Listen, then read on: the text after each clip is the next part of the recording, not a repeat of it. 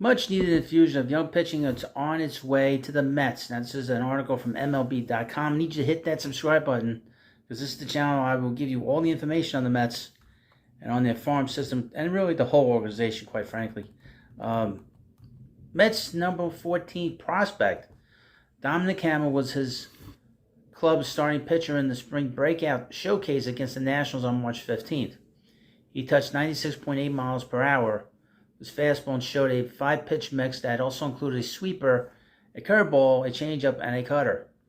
The 25-year-old is harnessing his stuff in hopes of making a major league debut at some point in 2024, and he isn't alone in that endeavor.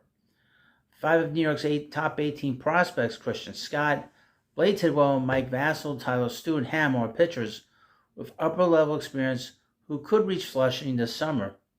That depth is much needed at a time when the Mets' rotation is arguably the Major League club's biggest weakness.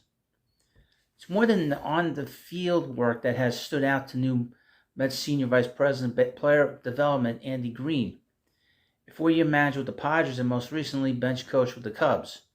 It's when, for example, he caught Hamel verbally pulling for Vasil and the backfield's adding away from the bright lights and attention of Clover Park. Quote, "One thing that's blown me away with that upper-level group, they're genuinely good people who are pulling for each other and recognize that if they do great, let's have a chance to be really special," Green said. There obviously is competition to get to spots and have opportunities, but these guys have been unbelievable teammates to one another.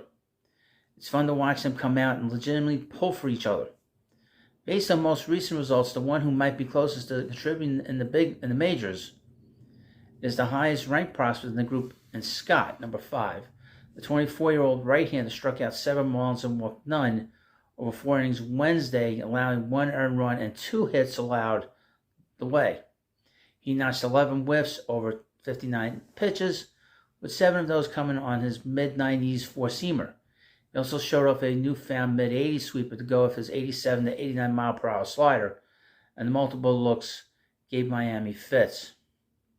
As Green has dug into his new role, he's found a lot to like in the former Florida Gator, who owned a 2.57 ERA with 107 strikeouts and 12 walks and 87 2/3 innings. Quote, "After spending the last 10 years in the big leagues, you gravitate to people who have a demeanor like that, and you realize that those type of guys stand up really well to the test of the big leagues.